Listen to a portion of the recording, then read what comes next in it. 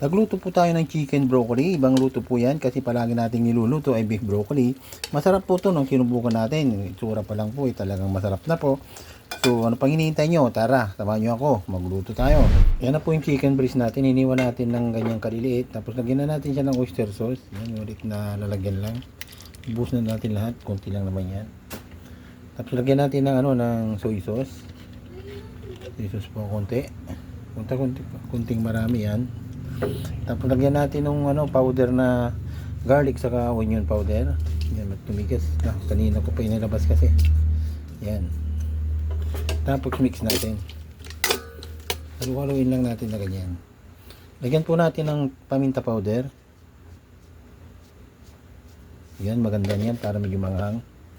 Tapos i-mix natin. Yan, okay na po yan. Babad natin yan ng mga 1 oras.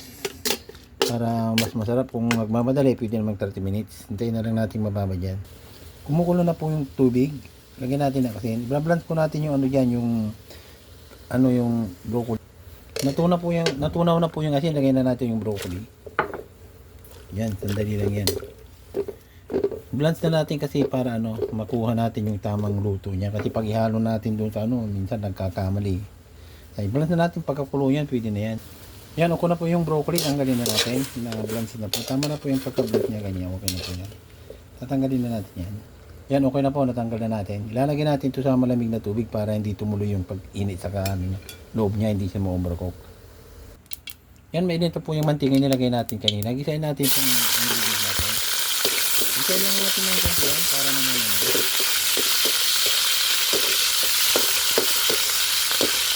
yan, okay na po yan. Okay na pang pagkandito yan. So, tanggalin na natin. Yun, natanggal na natin yung yung sibuyas sa kasili. Lagyan na po natin yung binabad nating chicken. 1 oras na rin po yung nakalipas. Isayin lang natin yan. Inisa muna natin yung chicken. Hindi natin na ipakita kaya nagka-problema yung ating cellphone na full storage. Nag-delete muna tayo kaya hindi na natin nailagay. So, hintayin na natin. Malapit na pong maluto yan. Lagyan natin ng kunting asin para may lasa naman. Wala natin ibang ilalagay ng ingredients dahil nilagyan na natin yan kanina. Hintayin na lang natin maluluto yung chicken.